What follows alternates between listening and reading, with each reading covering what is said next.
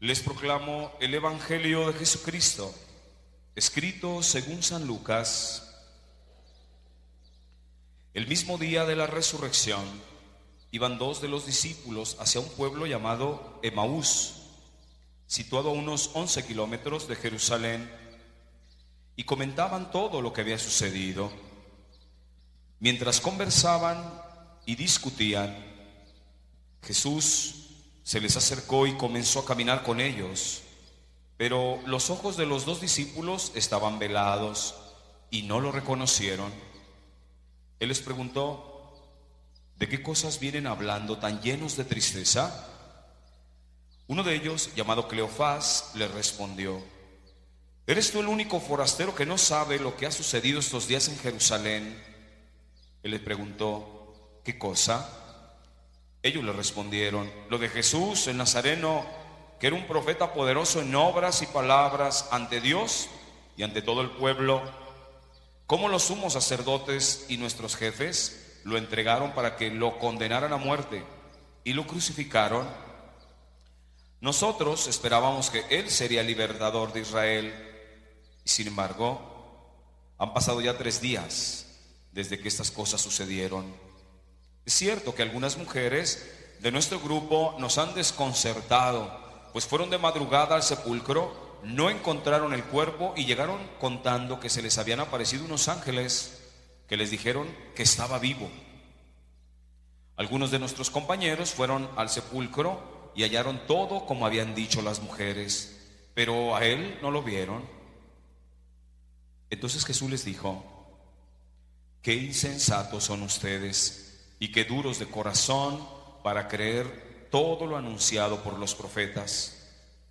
¿Acaso no era necesario que el Mesías padeciera todo esto y así entrara en su gloria? Y comenzando por Moisés y siguiendo por todos los profetas, les explicó todos los pasajes de la Escritura que se referían a él.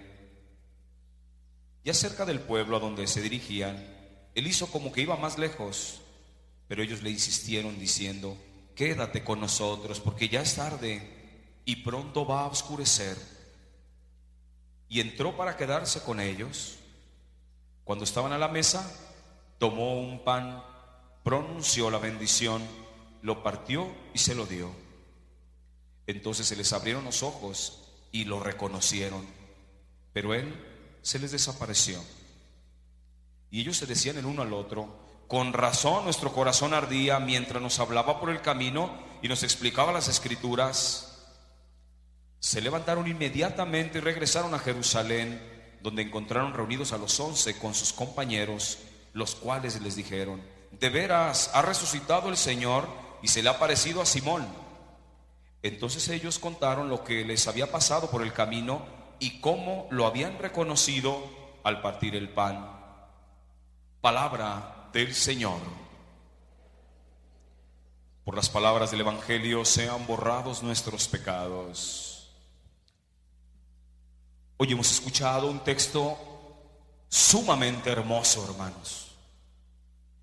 Un texto que genera en nosotros una especie de envidia, una envidia de la buena, porque hoy tuvieron la experiencia 2 discípulos de que Jesús mismo, el sacerdote por excelencia, les celebrara la misa.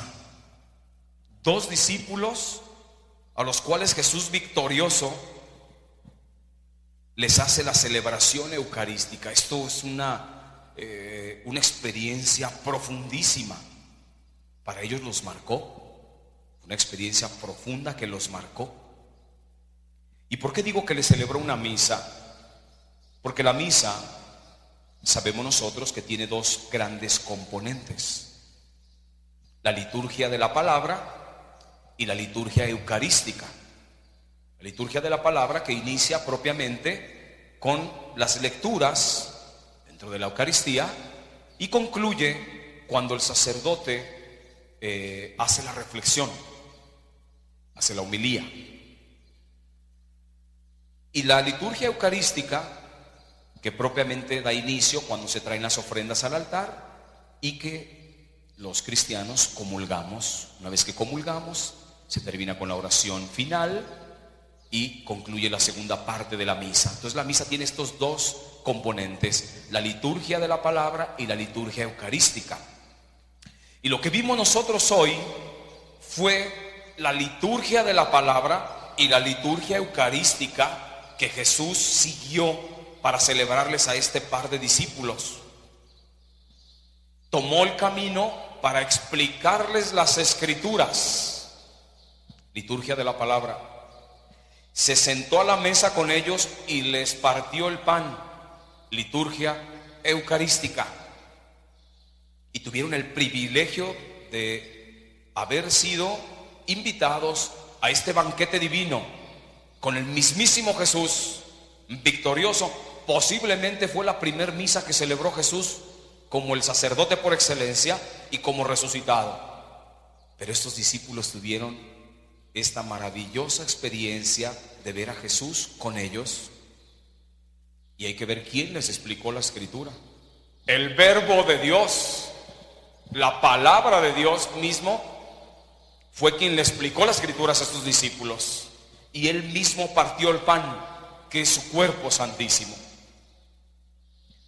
Esto generó en los discípulos un cambio de planes.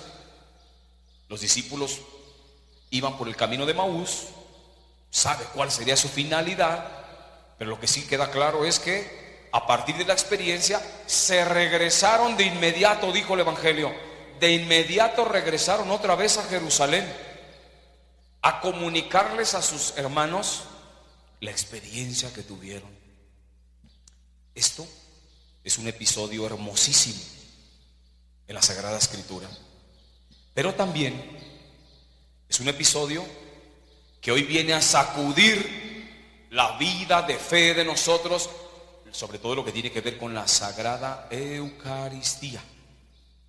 Viene a sacudirnos y viene a cuestionarnos, porque entonces cuando vemos en esta perspectiva lo que le aconteció a estos dos discípulos y comparamos al cristiano católico hoy, termina, hermanos, dándonos pena.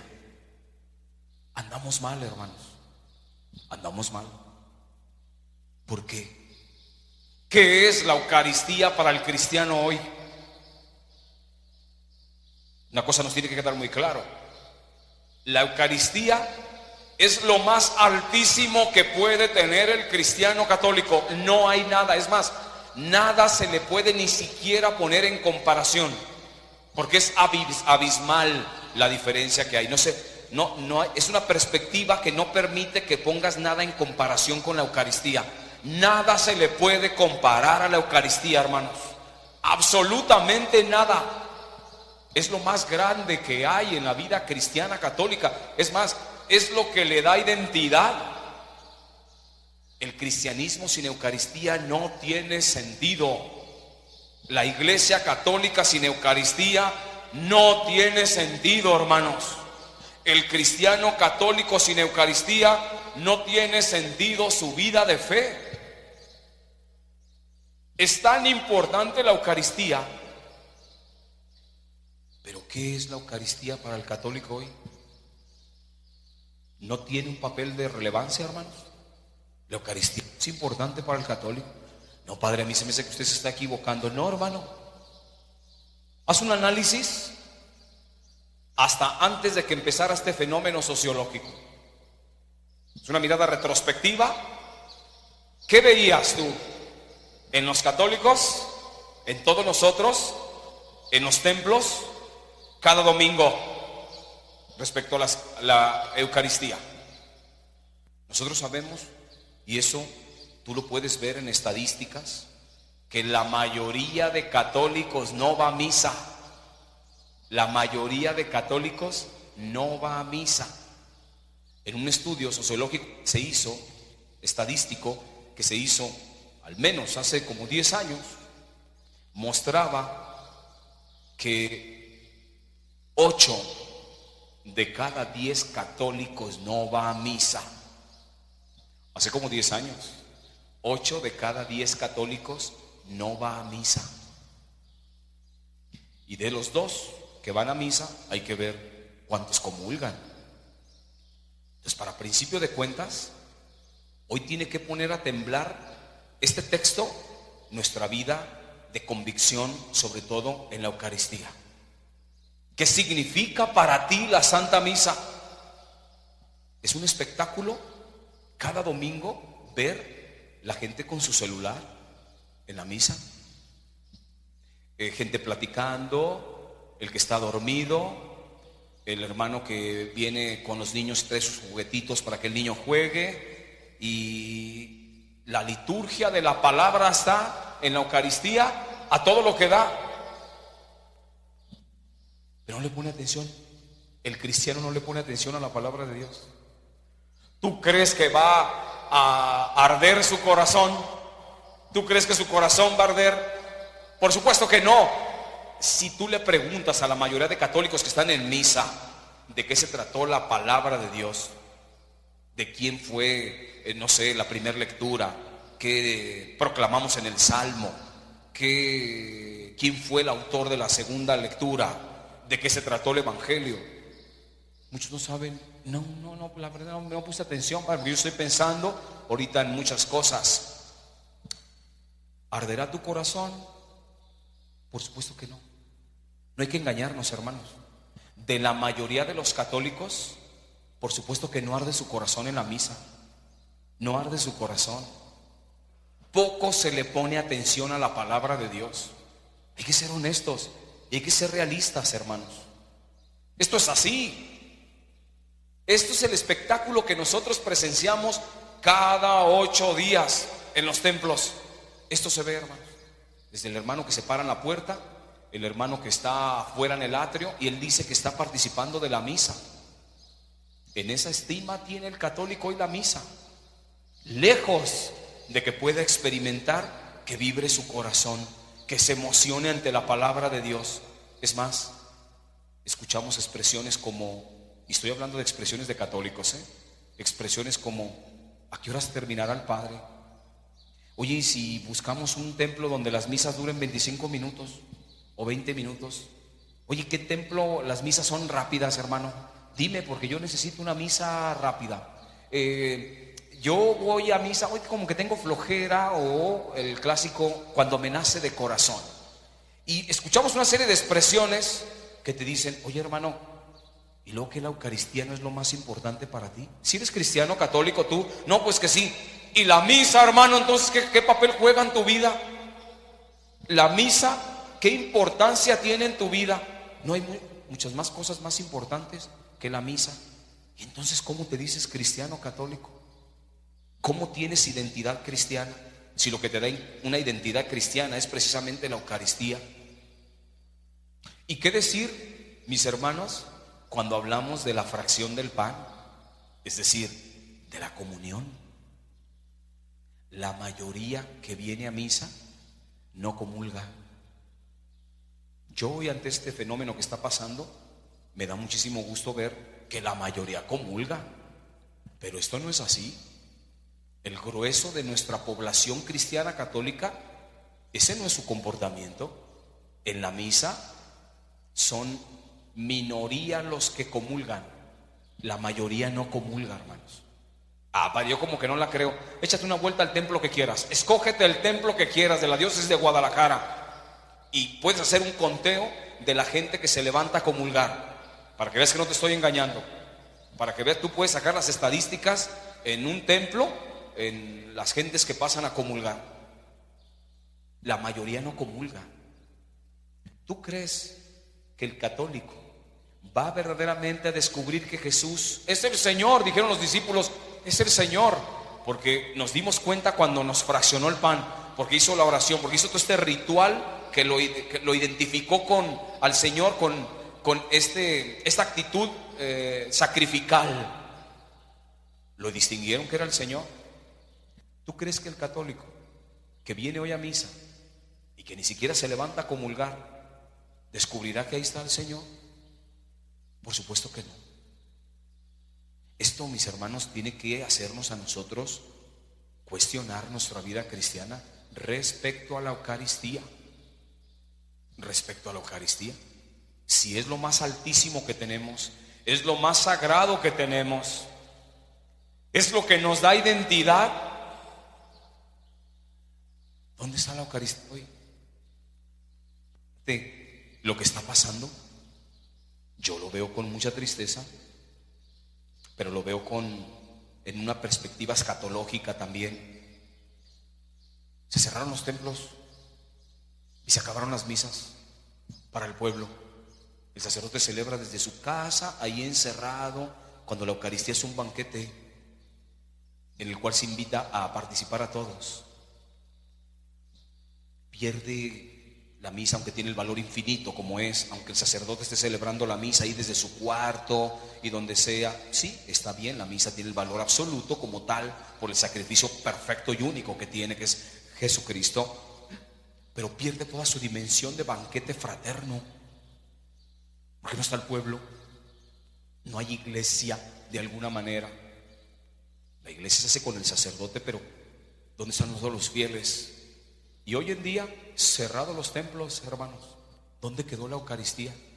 Oye, si es importante para ti la Eucaristía, tú sacerdote, tú obispo, ¿es importante para ti la Eucaristía?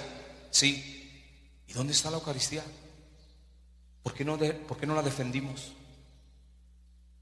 Porque de manera organizada, como se nos indica, celebramos la Eucaristía, porque la Eucaristía no se debe de dejar de celebrar en la iglesia.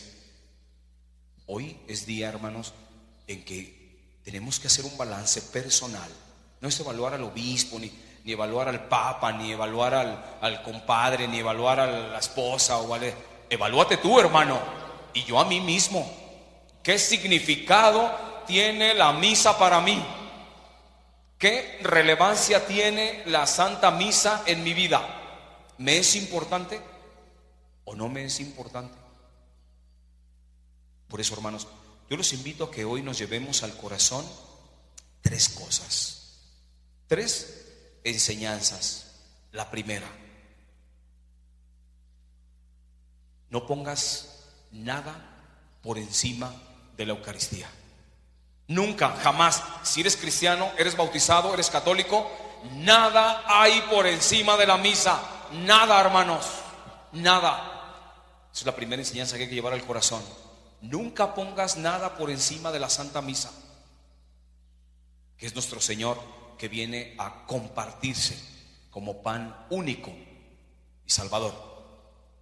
La segunda cosa que hay que aprender, hermano, tú y yo, es cuando vengas a misa, revisa tu actitud. ¿Con qué actitud vienes a la misa?